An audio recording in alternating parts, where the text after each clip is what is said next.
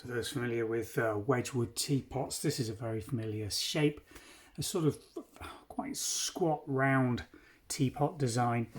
This is an unusual one. They made these in two different designs and shapes. This is the squat version with the round lid handle.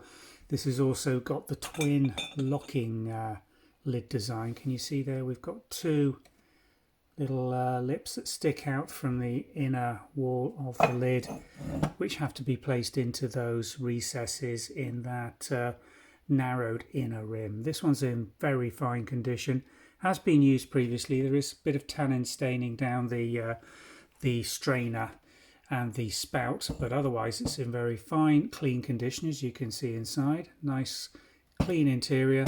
This one is decorated with silver gill or silver rim detailing. So we've got rim detailing around the upper outer rim, around the lip of the spout, and either side and around the base internally and externally on the handle design, and then further detailing around the base plate here. There are the Wedgwood urn and brown Wedgwood bone china made in England, Belle Fleur, and the pattern reference from Wedgwood throughout the production was R4356, which is shown nicely there.